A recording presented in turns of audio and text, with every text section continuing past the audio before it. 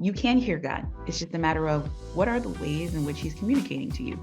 And yes, he can speak to you through prayer. Yes, he can speak to you through the scriptures, but he can also speak to you through trees. He can also speak to you through impressions, music lyrics. He can speak to you through an infinitesimal amount of ways. Because the scripture says that creation knows that. I mean, one of the ways that we know there's a God is because of the creation that he created. So you're looking at a flower. George Washington Carver said, "God, tell me about this peanut." His conversation with God about a thing that was interesting to him. Botany, science, plants opened up things that will change people's lives. So if he said, "No, God, I'm a scientist. I mean, I know you, but I need to be in the pulpit because that's the only place that is valid." He has had more impact on people's lives by loving that peanut.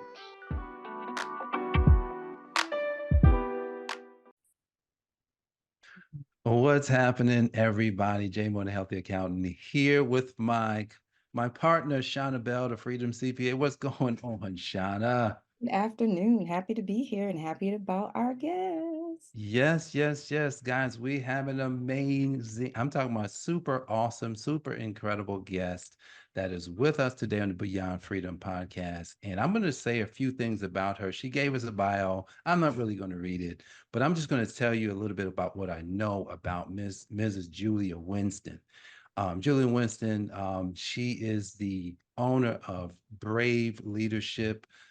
She is doing some amazing things. She's worked with governments and hospitals, and she's worked with big companies, and she's helped even the smallest of people. And she's helping people really do some amazing things. And here's one of the amazing things that I can tell you she helped me with, and that she actually said to me. So I met Julia a few years ago, and we were both in this community called 100X. And I used to hear about Julia and this lady who prays. I was just like, pray. Like, and then I heard about a business that she had of talking about, she's teaching people, or not teaching people, but she's making money praying, like how to unapologetically pray, how to unapologetically like pray profits into your business is what it was. I was just like, somebody's doing that? Like prayer? I thought you just prayed in church. I thought that was intercessory and all the good stuff. And so I had a chance to go into one of her challenges, and it was next level. I couldn't believe that someone had, and it's I'm gonna use the word, hijacked prayer to help people to make money. I was like, yo, this is crazy. So that's one thing. So I go through the challenge, breakthrough, and I met her in person. So I met her in person was way better than seeing her virtual. So when I met her in person, this is the first time we give a hug. She looks at me and she says, "There's money in your blood. It's just flowing through." I was like, no one's ever talked to me like that. Money in my blood? What do you mean money in my blood? She just looked at me again and just says, "There's money flowing in your blood." I was just like, whoa. Look, that has stuck with me for some time. And I'm glad that Julia's here because now we can have a conversation about this money thing. What she might have saw. I don't know. She may have saw something that she might be able to share. But yes, so today we have Julia Winston. I definitely would say she's a friend, someone that I respect a lot. And Julia, how are you doing? Hey Jay, hey Shauna, thank you so much for that intro and those stories and anecdotes and whatnot. Oh my, I don't when you said it, I was like, oh yeah, I did say that, but I forgot. And yeah, it's you weren't the only one who thought I hijacked prayer. I've gotten a lot of criticism because people think that what because of what I say, people think that I'm like $1-800 prayer, right? You send me 19.99 and I'm going to send you some oil or whatever. And, I'm going to pray for you for 20 minutes and whatnot. And that's not really what that's not really what it's about. It's really about helping people understand how to seek God for all things. And since my lane is business and money is a big part of business, yeah, I'm going to talk about prayer and money. And anybody who's ever gone through the challenge, they don't question it. But people who don't and just hear it, they're just like, "What is that? That doesn't make sense." And that's fine. That it happens. And so, thank you so much for having me on. I'm excited about our conversation today. Man, that's awesome. Wow. So that's like a really good setup here because people are going to watch this podcast. Folks are watching it and they're going to be like, hijack prayer. Like, what is that about? So tell us, like, tell the people just, I gave a little background, just kind of tell people a little bit about you and about kind of like how you're helping folks and how you're really solving some major problems out here. Yeah, yeah. Thank you for this opportunity because one of the things that I know is that in my background is in leadership development. I just thought I'm at probably like 10 years ago, all I wanted to do was be an executive coach.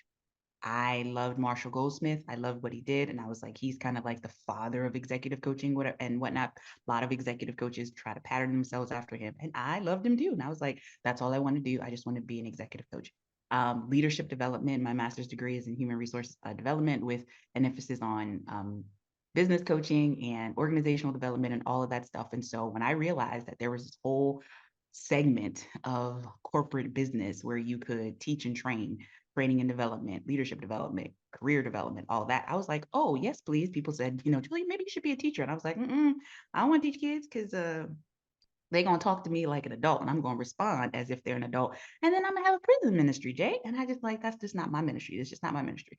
And I want people teaching my kids who are called to that, right? And that just wasn't me. But when it came to giving some sort of education, personal development to adults, even adults who act like children, I'm like, oh, I'm there all day, every day, because you really have the mental capacity to change. Now, some people don't want to, but you have the mental capacity to change your mind. And that's what I'm really all about is presenting wisdom, powerfully personified, so that you change, not because you're a bad person, but because you're becoming more of who God actually made you to be. And so everything that I have done over the course of my life has been about how can I support leaders. And most of the leaders that I worked with were in business of some sort. And in doing so, right, I kept I'm a person of faith. I believe in Jesus. He and I are really good friends. And but I never said anybody who worked with me had to believe the same thing that I believed. Didn't matter to me because I just listened to God about what was good for the client that I was working with. So didn't matter to me what your spiritual leanings, affiliations were, because God loves you and He's going to talk to me because He loves you and it says, hey, this is how you can coach them well. And I'm like, that's all I need, right? But I kept coming up against, I kept getting clients who were spiritual and they wanted to incorporate their spirituality into their professional development. And so that's really how it started. And I focused in the beginning of my business, I focused a lot on communication skills because leaders had to know how to communicate to everyone, top down and across. And so I focused a lot on communication skills, and then that morphed into focusing on um, what do you call that thing when you get promoted? Promotions. That's what, people who wanted to have a higher position in their company, like, I'm ready for this. How do I position myself so that, I can be promoted? Worked a lot with middle managers, worked a lot with, and then I got my first executive client and I was so excited and I hated it. And, and I was very surprised that I did not like it. And I was like, God, what's happening here? But, but what I realized was that that was just a bad client fit.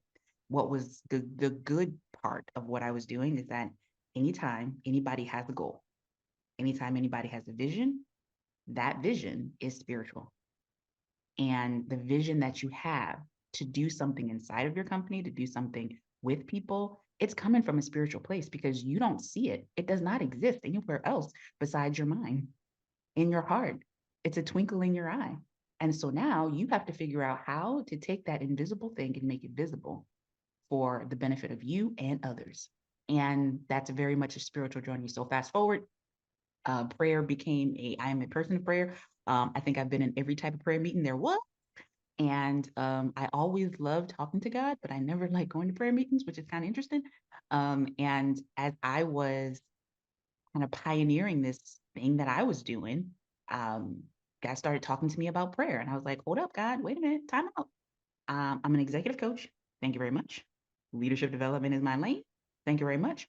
What is this detour about prayer? It was almost like Jesus when he was going to the he was going to heal he was going to heal the little girl, and then all of a sudden the woman with the issue of blood, and it was like we were following along with that story. It's like, okay, he's about to go and heal this little girl, going to that house, and then the woman with the issue of blood gets like, okay, hey, what's going on? And then, so I thought this was a hijacking thing. And I was like, God, please don't hijack me. I'm really starting to pick up some momentum on this leadership development thing and the way I do it.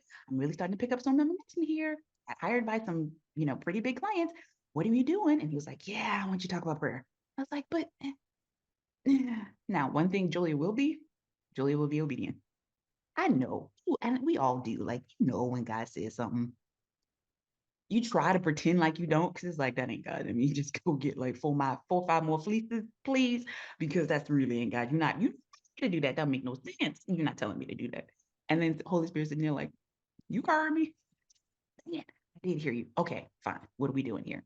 And so this prayer detour, if you will, really, I didn't have a vision for it or anything like that. And it was 2017. No, yeah, I think it was 2017 when I did my first like praying for work. I was like, okay, this is what we're going to do. We're going to pray powerfully for our job. And and all of that other stuff. And I ran ads and people commented on my ads about how about instead of praying for your work, you just work hard and like just got all the stuff, right? 2017. Fast forward, and I was like, okay, God, well, I did that quote unquote prayer thing, but he didn't leave it alone. And then when you and I met in the community that we met in, I was just so grateful. I was like, hey, let's just pray. Like, I see God doing something here. Let's just pray. And I didn't have any inclination that it would turn into a ministry inside of that community in and of itself. And fast forward, years later, over 150 people, prayer hosts, business owners who are praying for business and supporting that movement, and 1,000+ prayer calls and whatnot. And I was like, God, this is fantastic. This is fabulous. And he was like, yeah, now go do that outside of that community. And I'm like, thought I would do this, satisfy the obedience, okay? And then I can get back to what I was doing. And he was like, no, now let's make it even. And he's like, and I want you to go do this outside for businesses, and it's not going to be free. This is not a ministry. And I was like, oh, see, now you starting something. You want to be starting something. Wants to be starting something. Like, Lord, this is what we're doing. And that's what happened. And so I just had to listen to what God wanted to do and how he wanted to do it. Because I will tell you this, if you know nothing about me, if you hear nothing, if you take away nothing from me, hear nothing more about me, here's what I need you to know. I am always going to advocate you learning how to hear the Father for yourself. Point blank, period. So when I would have people, can you pray for me for this and da, da, da, da, and they would try to put me in like this middleman position where, Julia, tell me what God's saying. I'm like, time out. No, we're not doing that. We're not doing that, because you can hear God. And if you don't think you can, then we can work on that. But you're not going to put me in this place where, because that's what happened with the children of Israel. God said, hey, you're my people. I want to be your God. And they were like, yeah, that's good. But Moses, yo, Mo, how about we do this? How about you go up the mountain and you talk to God and you just tell us what he said? We do that. And we'll do everything you tell us to do. But we don't want to have a direct relationship with him ourselves. And I was, and so we know how that happened. We know what happened with that, because the true heart of God is to always have a connection with folks, always have a connection with his kids, always. That's what he wants. And he has a relationship with everybody to the degree that you have a revelation understanding, and you will let him. So that's really how it started. And when I started moving into working with business owners, gathered some folks that I trusted, and I was like, y'all, I don't know what we're doing, but let's just see what God wants to do. And we started, what's the problem that you're having in business? And we're saying there are practical problems in business, but a lot of problems are spiritual. Is there a spiritual component here? Is there a spiritual component, or is there a practical component?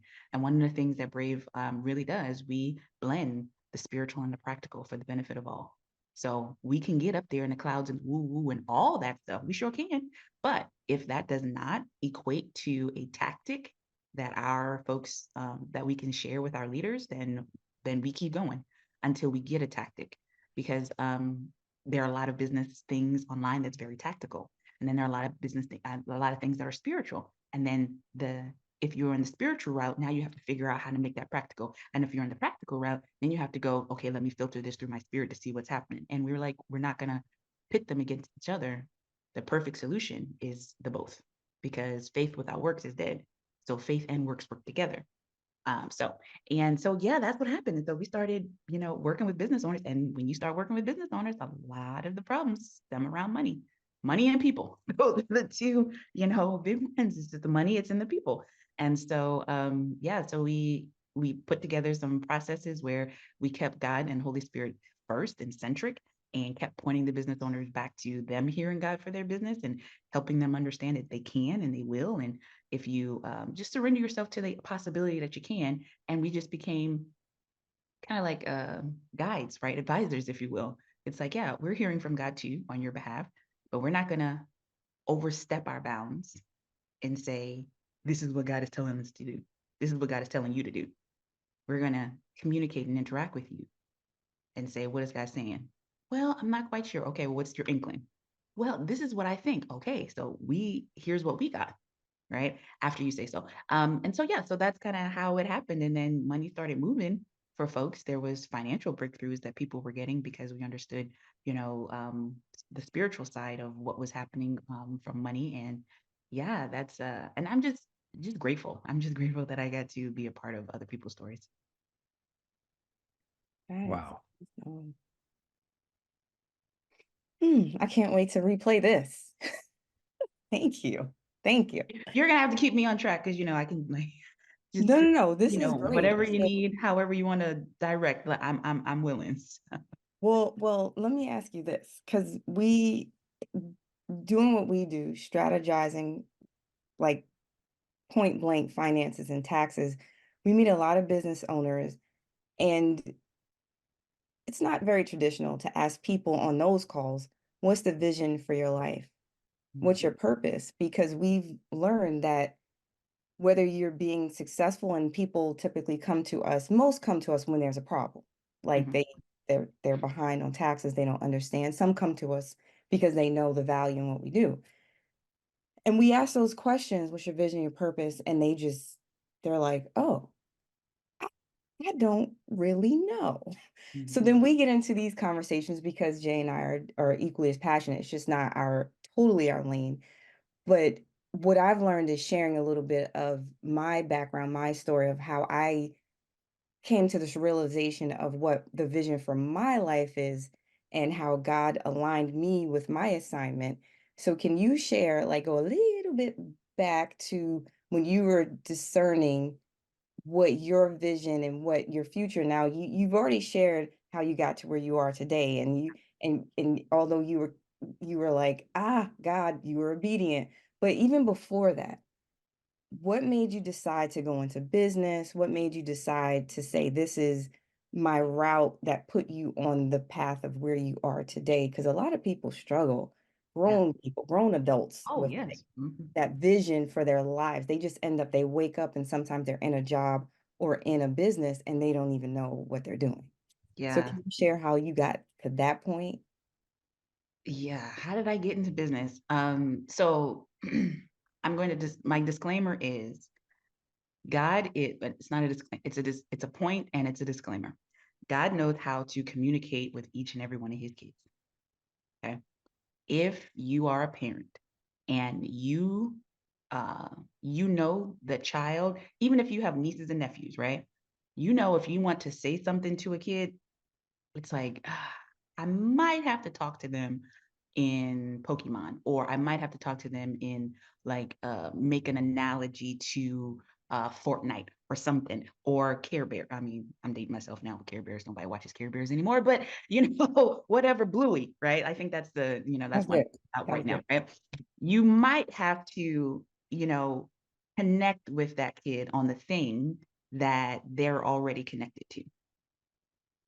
You know what you want to say, you know what you want to get done, but you might have to communicate with that kid in a way that's going to encourage them from the place that they already are and they're safe. All right. So when I came into business, I never thought, let me just say this, I never thought I'd go into business. Never. The vision for my life was not to be in business. All I knew was that I When I saw myself in the future, I saw myself in a city, always saw myself in a city. And I wanted to be one of those women with the power suits who had the pumps in the purse, and she had her sneakers on because she was, she had her sneakers on, pumps in the purse, briefcase, and she is going into a very tall office building to do whatever work. That's all I wanted to do. That's how I saw myself. What work I was doing, I had no clue. I had no clue what work I was doing. But when I saw myself in a power suit, sneakers with some fierce shoes in a bag that I was going to change into once I got to my office. Okay. But I had no clue what I wanted to do. But I always assumed that I would be somebody's employee. Even though when I grew up, and you have to understand where I grew up in the inner city of Baltimore, Maryland. And when I heard entrepreneur, it was the street euphemism for drug dealers. That's what it was. And so this now, and I knew in my mind, I knew entrepreneurs, the phrase, the word did not mean that. But what I saw around me, that's what it meant. And I was like, I'm never being an entrepreneur because I want to do something legal. Hello, I want to do something legal. So my vision was never business. My vision was something safe. And I say all that to answer your question this way. How did I get into business? Because God knew that this child was like, God, I will do whatever you say, whenever you say it, however you want me to do it. And obedience was so high in my life that I'm like, I'll do whatever you say. So he had to tell me. And I was like, wait a minute. He was like, but you said you're going to be obedient. I'm like, and that's what it was, because I just didn't see myself that way. And my first business, which I didn't even recognize was a business, I was a freelance Zumba instructor. I don't know if you remember the height of Zumba. It's kind of like, it's taken some terms, but I don't know if you remember when Zumba really came on the scene. I do. I was there. Yeah, I did. It was explosive. And I loved it because I just had a kid and I was like, well, and I love Zumba, that was the only thing that got my endorphins running. And I said, well, if I teach it, then I have to show up to class. I have to keep exercising if I'm teaching the class. And that's what I did. I decided that I was going to teach Zumba. And I had small children at the time, and the place that I was living in, you could not teach Zumba. There was no place that there was no Y, there was no like big gym or anything like that. So you could not, there was no childcare facilities or childcare somethings where I was teaching, and I had my babies. And so this one person was like, oh, the class is here, but there is a, like a drop-off center, a daycare center, like across the street or around the corner, whatever. And I was like, no, I'm not leaving my babies over there and I'm going to be over here. No, we need something connected. And I just had this idea. I was like, well, I want to teach. And so there was this indoor bouncy house thing. And the guy, he played basketball with Larry Bird in college. And on the side, on the side of this building that he had was a full court basketball gym where he did private lessons. And then on the other side was his indoor bouncy thing. And I said, let me get a babysitter and kids can bounce and I can teach Zumba in the gym. And there's only a door that separates parents from their kids and not streets, right? And traffic lights and traffic. And I wrote a proposal to the guy and I said, hey, would you be willing to do this? Let me teach here. I'll give you this. I'll pay for the babysitter, da da da da. Give the people a discount so they can jump and bubble. And that was the first time I wrote up a proposal, submitted it. He accepted it. We've worked out the terms. And then I was off and running, and I had my own class where the draw was, hey, you can work out here and your kid can play and they're going to be supervised. And that was the marketing pull that parents at the time needed, because if they didn't want to be separated from their kids, that's where they could go. So that was my first foray into business, but I didn't know that that was a business thing. I didn't see myself as entrepreneurial because, again, my mindset, and I had to change that.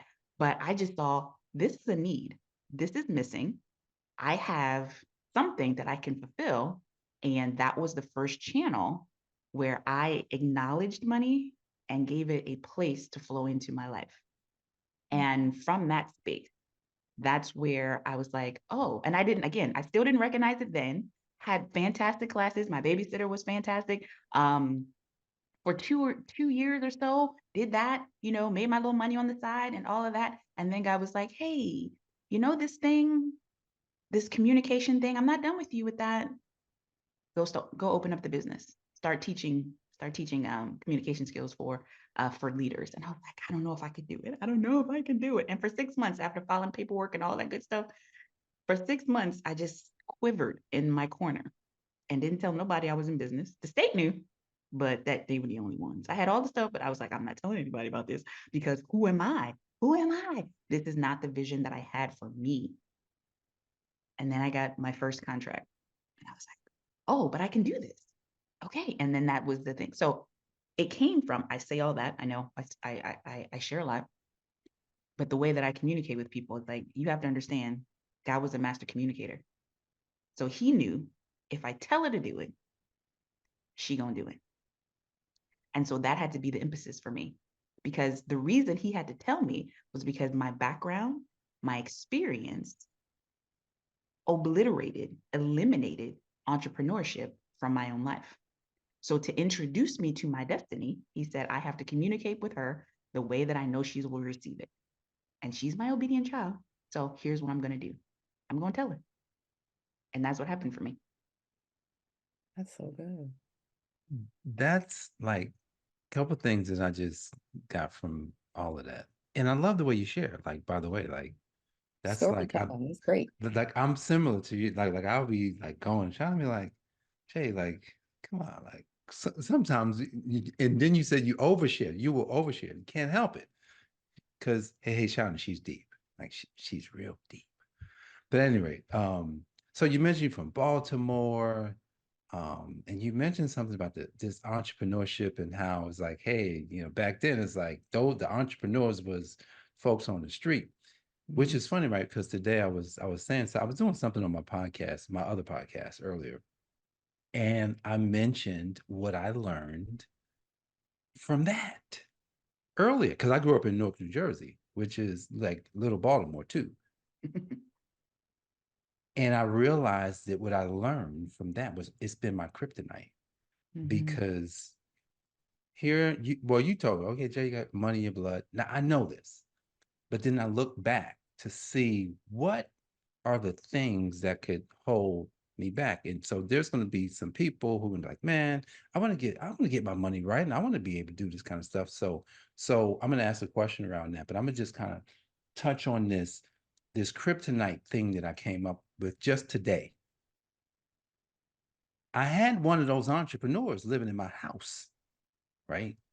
And I realized, I says, wow, it's interesting how environment can shape you in all kind of ways. So when I looked at money,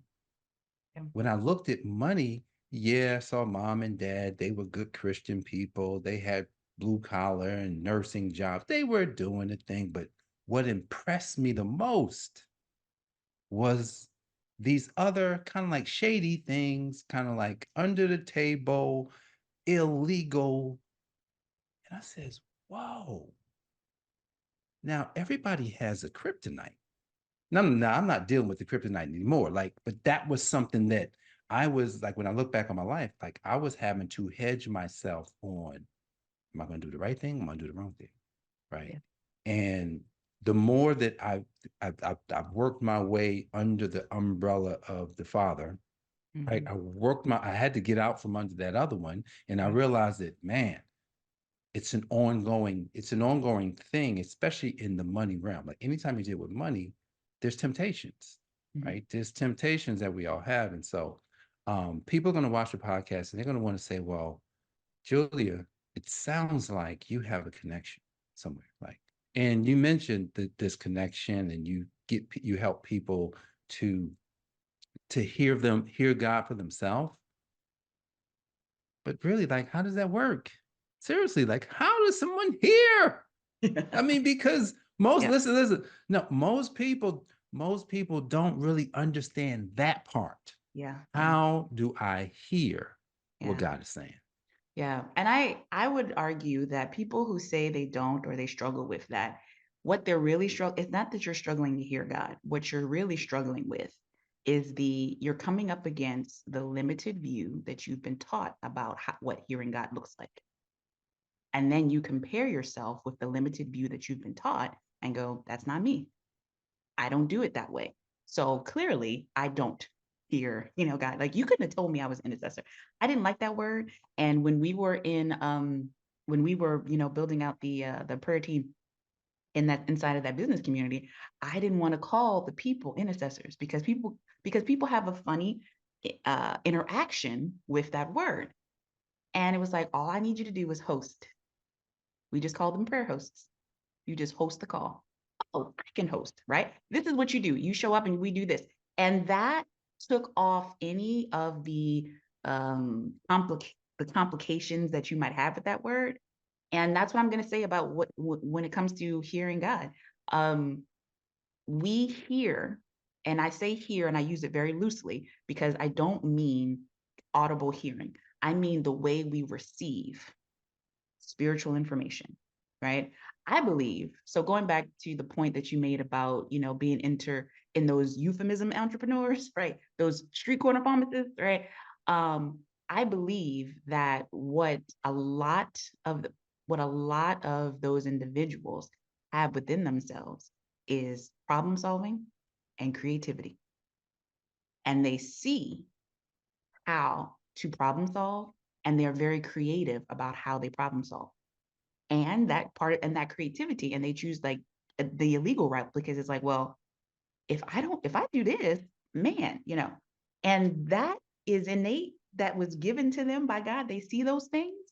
And all of our walk is, what are you going to do with the things that you have been innately gifted with? You'll see it, you'll recognize it. How are you going to frame it? So that's the way I started. And so I started looking at them differently. And I was like, God, what is it about this type of entrepreneur that I was exposed to that I didn't want to be, that there is value in? Now, I'm not telling anybody. I am not, don't hear what I'm saying. Don't write Jay. Don't write me. I'm not saying that I condone illegal drug sales. I'm not saying that. But what I recognize is that our greatest weakness is our strength overextended or misapplied. So they had strengths, they were just misapplying them. And so when I asked the Lord, okay, what were the strengths?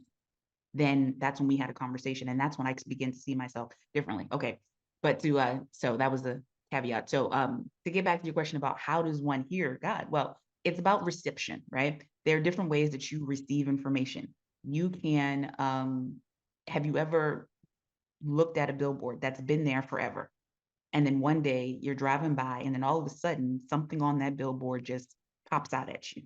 Okay, that's an entry place.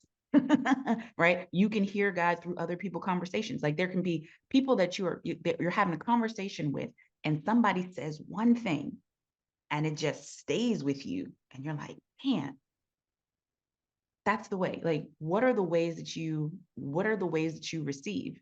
And it's really about believing that you do receive first, because it's not a question of if you receive, because you do. God has in our technology systems now, any device, SIRE, I don't want to say it because then it'll open up, right? Like the SIREs and the Alexas and the Googles and whatnot. If you give the command to bring them attention, hey, Google, right? It has to be low-key listening in order to recognize when you say something. And I believe that God has a relationship with every person on the planet, and every person, God is just like, I'm just waiting. I'm just waiting for you to recognize, ask, or whatever. And I'm going to be like, hey, hi, I'm right here, right? Because how would anyone ever come to the knowledge of him if he doesn't hear people who don't know him? That just doesn't make sense. So you have a way of receiving spiritual information. You just have to recognize that way. And one of the ways you can do it is look back on your patterns. Look back on your patterns. I talk a lot in my book about movies and music and how that has always been a way. I will get a song in my head, and I'm not a music person. My husband is a music person. My kids are in music. I'm not a music person. I can go days without listening to any music. My husband can't seem to go hours without it. My kids can't seem to go hours without, some sort of musical interaction. I'm fine with it. Okay. Books, that'd be a different story. But anyway, so when a music lyric just keeps popping in my head, and it would always pop in my head, I'm like, that's interesting. And before, that's all I would say was, that's interesting. And then I decided, well, God, are you trying to speak to me through that? What are you saying? What are you saying? Right. And I will never forget, um, there was this song, Craig Mack, 90 song, brand new flavor in your ear. Here comes a brand new flavor in your ear. Time for new flavor in your ear. I'm kicking new. Okay, sorry. I get low. Right. And I just kept hearing that. And I was like, God, what are you doing? And that song was, and all I did was ask some questions. I'm like, I keep hearing this song. Why do I keep hearing this song? Flavor in your ear. And I said, God, are you trying to talk to me through this song? And that's where it started. It's just like, what are the things that happen all the time? And I want to caution people because we have those experiences. Some people is with numbers, right? They'll look up and they'll always see like a 1111 or a 444 or whatever. Okay, it's not about the numbers. It's about how is God trying to connect with you about that thing. God, what are you saying to me? I'm a feeler, so I would feel things. And I'm like, I don't have words for it. I love to communicate, but there are times I don't have words. And I'm like, God, I'm feeling something. What is this? What is it that I'm feeling? Can we have a conversation about that? And he was like, I'm just, and it was, and as I started asking him, and that's what I talk about in the book, right? Like we have to ask God more questions because he's speaking on all the time and on many different levels. And all we have to do is be curious enough to say, what are you saying to me about money? What are you saying to me about what is going on? Right. And I love what you even said, Jay. Like, when I said to you, there's DNA, there's money in your DNA, it sparked all types of conversations between you and the Lord about what does that mean? And he could have said, ignore her. She don't know what she's talking about. Which, hey, y'all, guess what? He can do. Just because somebody says something to you, if it don't sit right with you, you have the permission to ignore it. Because here's what I know. Resurrection was an event. Resurrection is a person. So if I ignore something that God was like, no, no, no, I want you to keep that, you can bring it back up. Right? He can bring it back up. So that's just for free. Enjoy that. Right. So when I was sharing with you, like there's money in your DNA. What's in DNA? Right? DNA is coding.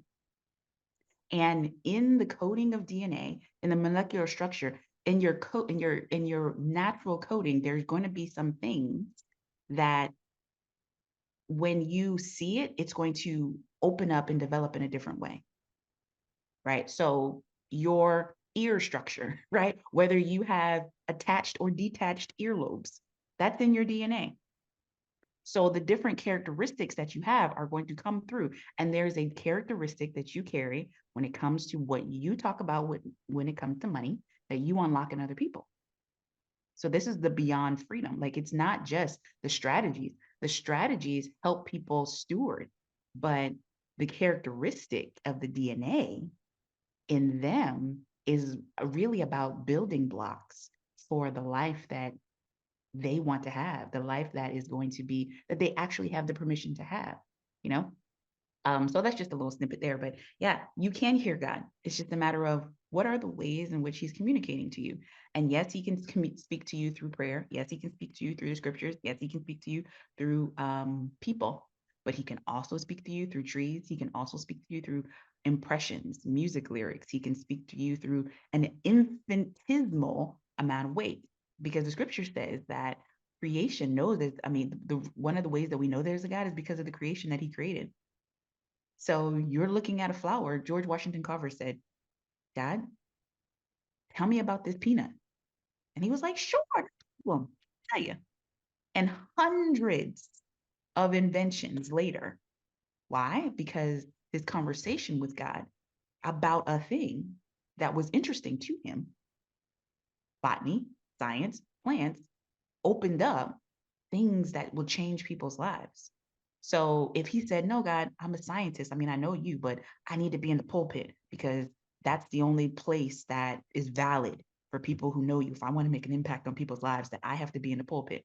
He has had more impact on people's lives by loving that peanut, finessing that peanut, experimenting on that peanut than he would have ever had if he than he would have ever had if he limited himself to the structure that he saw in his that the structure that he saw other people doing.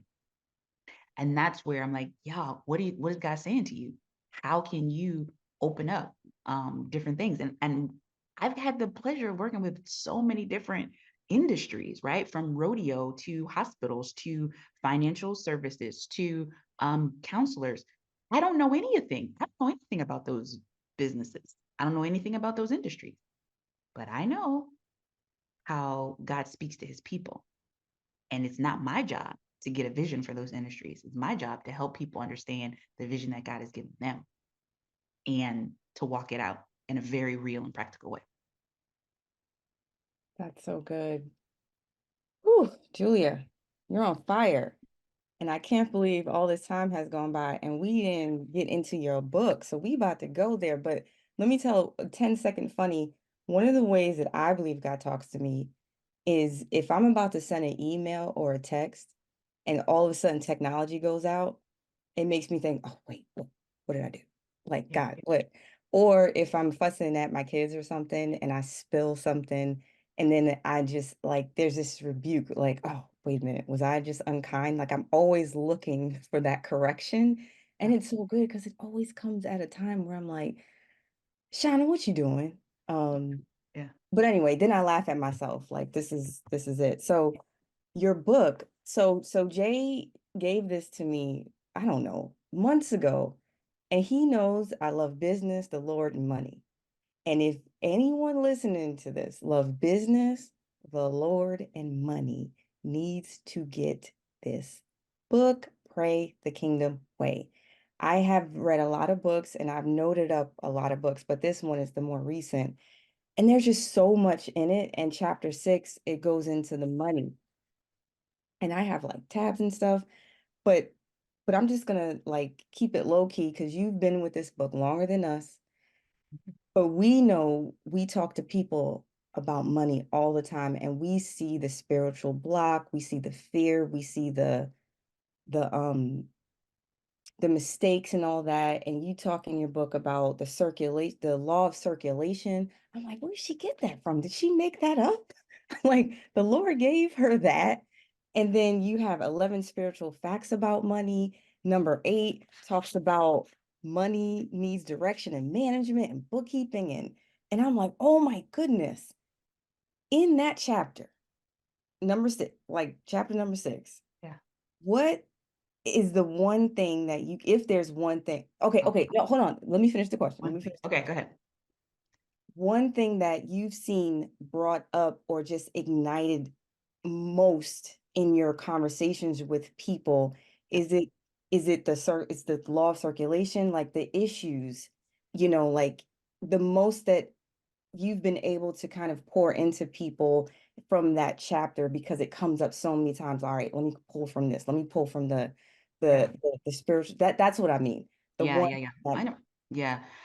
So I would say it's really two things. Because in that chapter, uh, yeah, I would say there's two things. Number one, money is good. And then number two, money is a partner for kingdom work. Okay. Those are the two that I keep talking about all the time. And when I say money is good, it's not like that Gordon Gecko. It's like greed is good. No, we're not trying to do that. But one of the things that I had to recognize, and I talk about it in the book, obviously, is that money is a created thing, no matter what currency or what form it takes, whether it's paper, digital, bartering, whatever. It is a created thing. And if it's a created thing, then the scripture says that all created things were created in him, in Christ, for Christ, through him. And everything that God created, there's a pattern of him calling everything that he created good. So a lot of people talk about money being a tool. And I do believe it is a tool, but I talk about in the book, it's not just a tool, it's God's tool. It belongs to him. And I don't mean it belongs to him in the sense of, yes, I have to steward it and give it back unto the Lord and all that other stuff. It's like, no, it's his, period. He created it because he wanted to permeate all things, the reason. And the purpose was for provision. So he, in the reflection of his heart, created money because he wanted you to see that there is no place that I can't touch. And if you think about money, money is one of those things that it permeates everything, either the excess of it, the surplus of it, or the lack of it. There is nothing that money does not touch. And that reflects the heart of our good, kind, loving Father, because there's no place that he does not want to be, and there's no thing that he does not want to touch. And money is about, and the purpose of it is provision for all things. So when there is money available, then you can fund, IRAs, and you can fund, investments accounts and kids accounts and all these things. But when there is no money, you can't provide for your people. You can't provide for your life. And the function of money is provision. So it's a good thing. And that would be the first aha, because a lot of us, we view our money based on how we grew up. Jay and I talked about that earlier, right? And then also the ways in which other people around us talked about it.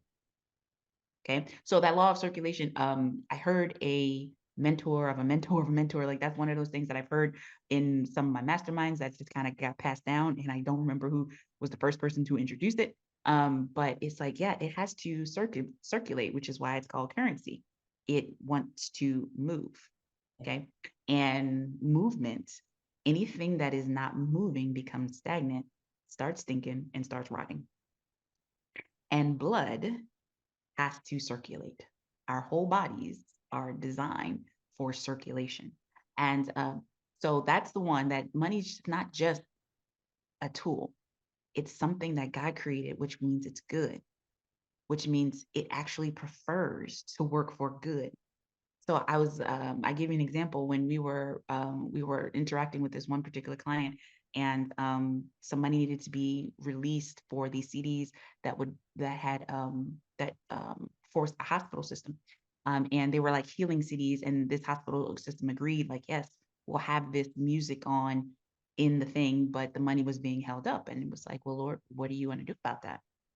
Is there something that you want to do? What do you want to tell us about the flowing, about the current around this money? Right. And we had some conversations around him, with him about that.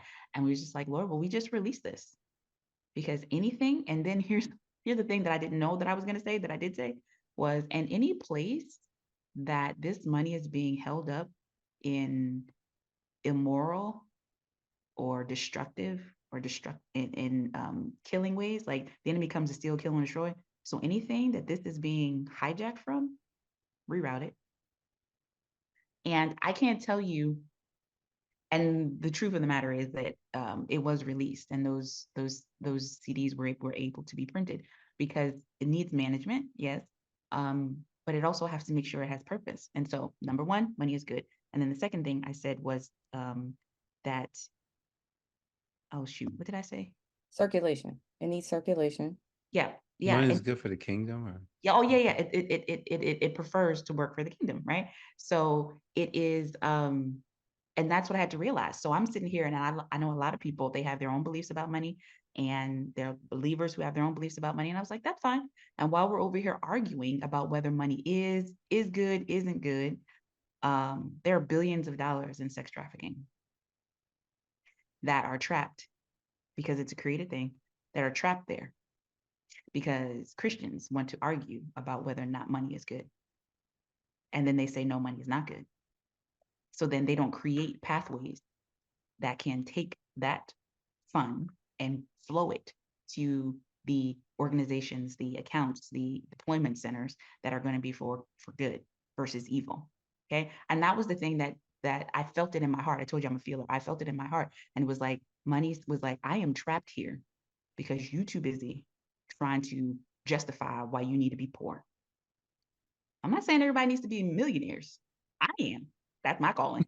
Y'all do whatever you want, right? I'm not saying everybody needs to be millionaires, right? But it's like you trying to justify why you need to be poor.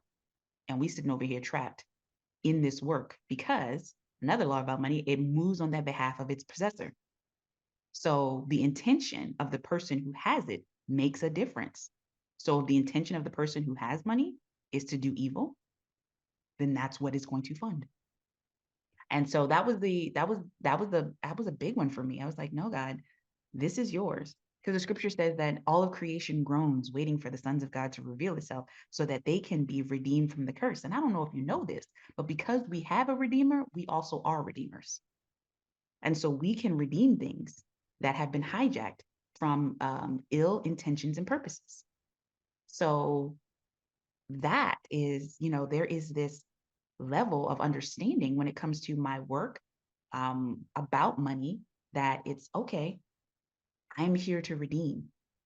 I have to create products, services, things that people can buy so that I have spiritual legality, and I have practical legality for things to flow into. If you can't put anything into an account that accrues interest, then I can't multiply after my own kind. That was the biggest mistake. Like, I think that's why in that scripture where it talks about the talent, and the master was like, you wicked servant. He was like, you could have at least put my money in the bank so it can gain interest. Why? What was he saying there?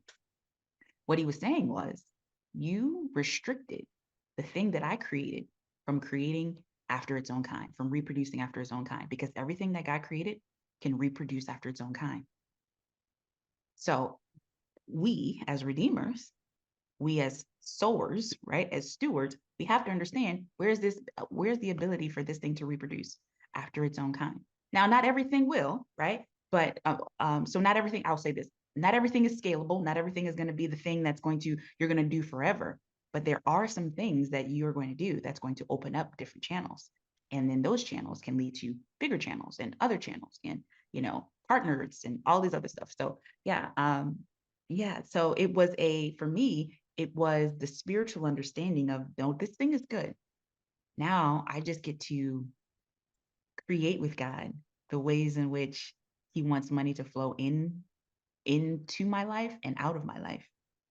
So I'm not saying savings is bad, because there is money specifically designed for you to save and have for your rainy day and store up and all that other stuff. But then there's also money for you to invest. And then there's also money for you to enjoy. Go buy the bag, right? Go out to dinner, right? It's for provision, and not just for the things that you think, oh, this is going to make an impact on the kingdom. Yes, there's money designed for that. But there's also money designed for you to go have a cup of coffee with your friend and enjoy that time. And you're not taking away from anything because it's so abundant. Yeah. That's good. Wow. Okay. Look, you said something here that definitely it resonates on a couple of levels, because it's something that I teach in tax, right? It's intention, right? The intention that you have is what sets you up for whatever you're going to do, for where you're going to go, all these things. And so when you talk about money has to have an intention, then you talked about, money being trapped in places. Yeah. Like that hit on a level that I'd not seen. And so now I'm like, I'm having a moment here, like, oh wow, like the purpose, it's to trap the money. There's money sitting in places that are trapped, and we gotta get out. Yeah. That's that beyond freedom, Jay. It's not that Absolutely. it's not that we have to, and I talk a lot in the book about relationship, because I believe all right strategy come from right relationships with things. Okay. Your right relationship, righteous means right relationship. So your righteous relationship with money can unlock a lot for you, because now I'm not trying to get money because I'm trying to prove to somebody who said I wasn't going to be nothing, that I can be something. I'm not trying to get money because I want to blow it all on myself, or I'm not trying to, we have to understand our intentions and our motives for around it. Um, and in so doing, we can free ourselves from using money as a crutch for what's missing in our lives. We can free ourselves from using money as a master when it was never designed to be. And that's that freedom. We can free it, not because we're trying to have an authoritative, you gonna do what I say money, but hey, I understand how you work. Your car, you have to understand how your car works. Unless you hit the starter, you can sit in your car all day and command it to run. In the name of Jesus, the command that you start, right? But until you either turn the key or press the button, it's not happening. Why? And why don't we don't look at that as you're lacking faith.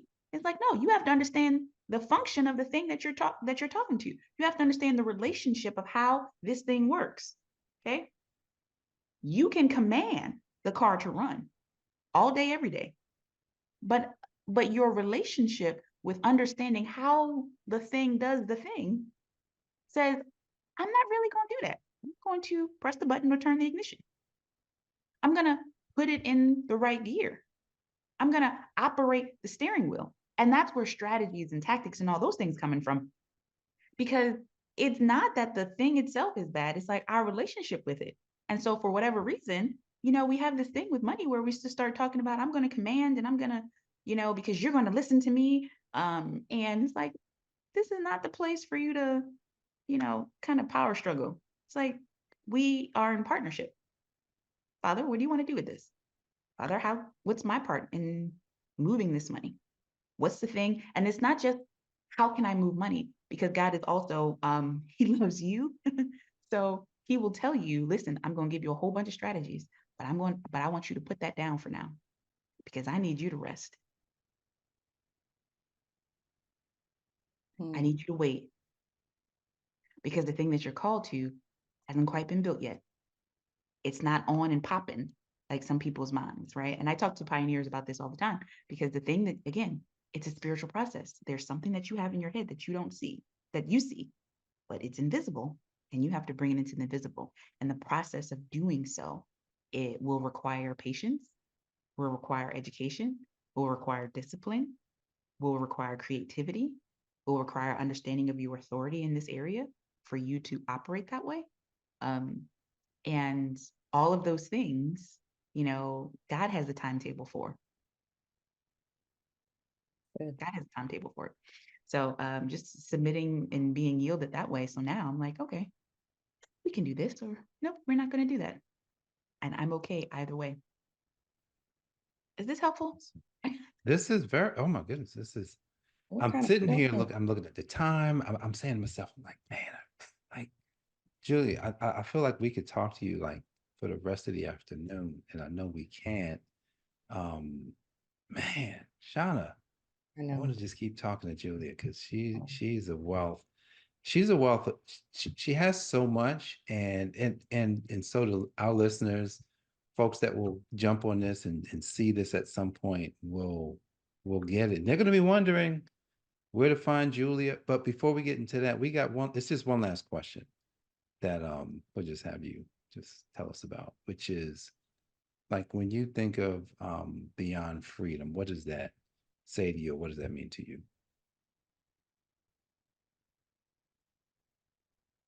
It speaks to me of as if there was no bondage.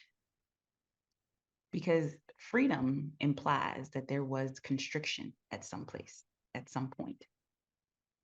Beyond freedom gets you into the realm and the territory of what if you don't define your life by the restrictions, by the suppression? What if you defined your life by liberty, as if nothing had ever restricted you? And that's what I see now. Like we have to use that language because people understand freedom.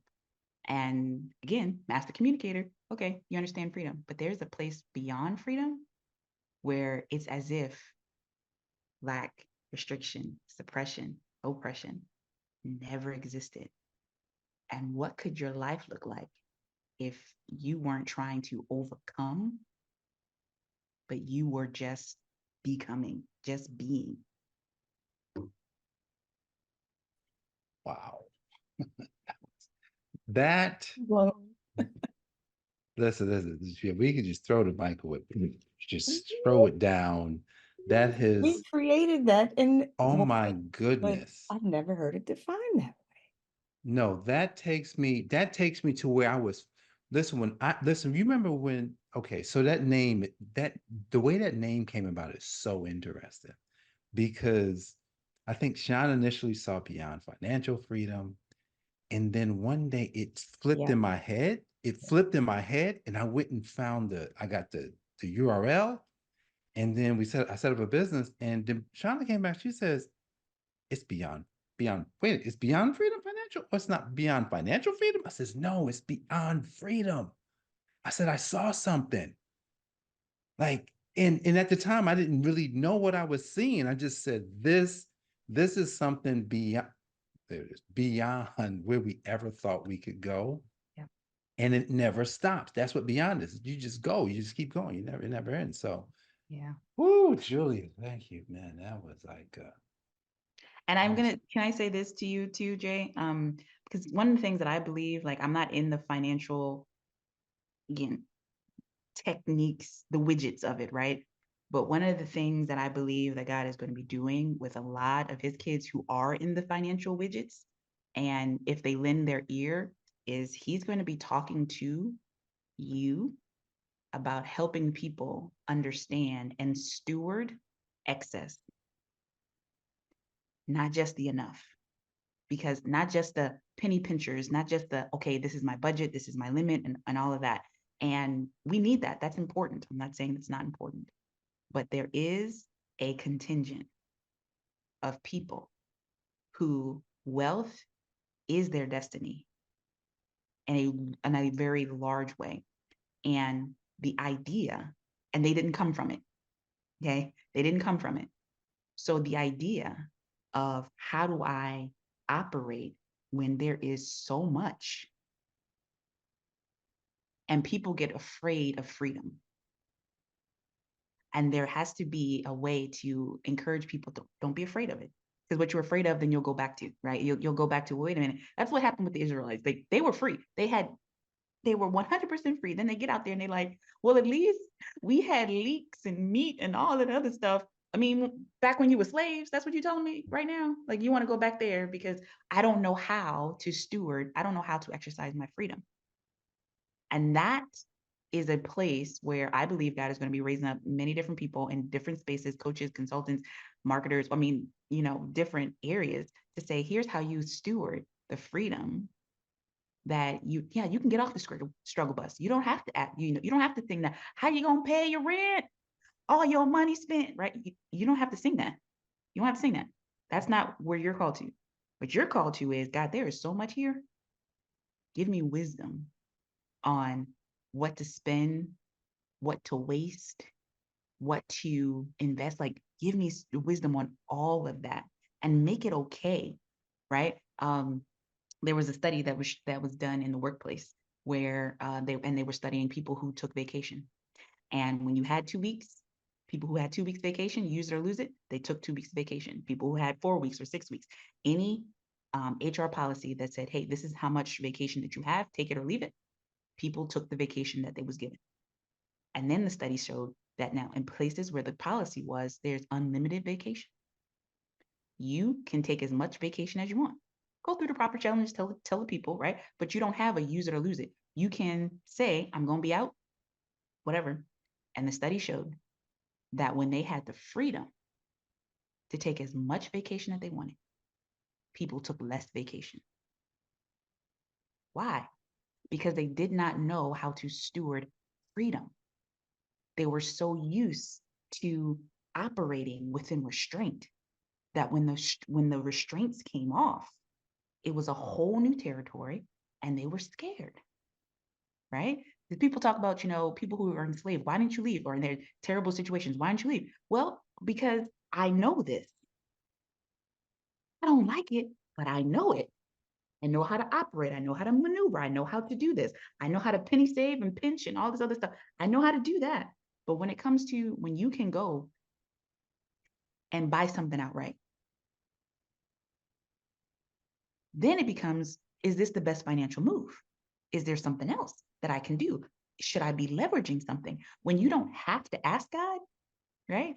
If you can buy something for $100,000, when you don't have to pray that the money comes in for this $2 million project, and the multi-million-dollar project is here, you don't have to like, okay, we got to create all this other. When there's a freedom there, how do you steward your mind so that you're comfortable in the authority that you have in this situation and still seeking God, right?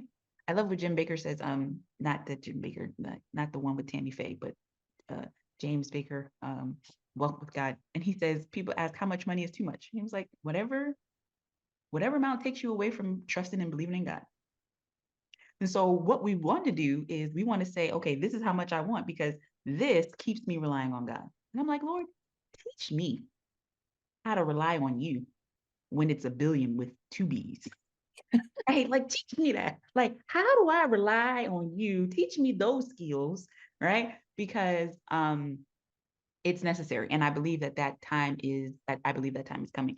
And so, position yourselves. Those of you who are financial advisors, like, I know there's a contingent of people who need to learn how to budget, all those things. That's basics. Those are the basics. Continue to teach the basics, but don't neglect that there is a beyond freedom where I don't have to check if the money is in the account.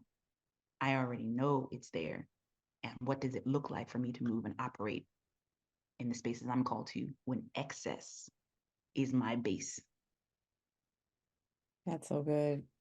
Thank you, Wow. Julia. Thank This y'all for can't having be me. it. This can't be it. Like, we have to do this again. Like, I can't. There's so much here, but we got to wrap it up this time. But there's got to be more. Say you'll come back. You'll I'll come come back. back. Or we'll do something. Awesome, awesome, awesome. That's good. All right. So guys, y'all got to get Julia's book. Yes. Pray the Y'all king. see that? Pray the Kingdom Way. This book will change your life for the rest of life. This is, and think about this. This is a book. And for those of you that are afraid to read this book. If this is the only book you read this year, read this book every month. Like, just keep reading it, reading it. And I believe that Julia's frameworks is poised to help you to get to a new level. So last thing before we go, Julia, let the people know exactly where they can find you. Like where are you at? Yeah. So everything that I'm doing, you can go to braveleadershipconsulting.com and it'll point you to whatever I'm doing that month. Like, it'll just automatically redirect. I am stewarding a different way of engaging with people because it's just been on my heart to do. I was just like, Lord, how can I just be there for the folks? So my free content is there. The information about, how to connect with me as an advisor, how to invite me to speak, present, whatnot, train your folks, whatever it is, it's you can find all that information there. Cool. Awesome. And links to the book, obviously, which is Yes, available yes, on yes, Amazon, absolutely. or I can send you a signed copy if you want. So yeah, all that's there. Thank y'all Cool. for having me. Thank you so much for Mm. being here. And we'll make sure links are included in all the notes. So, all Thank right. you. Thank you. Well, that's a wrap, guys. Beyond Freedom, man. We just went beyond today. So, Mhm. man, we're excited about Beyond, and we're excited that we've had just an amazing person, God fearing, and just someone who's really out to change, I think, change the landscape of how people see money. So, that's a wrap. All right. Thanks And for we listening. will, I guess, see them on the next podcast, right, Shauna? See you soon. See you guys later. Peace.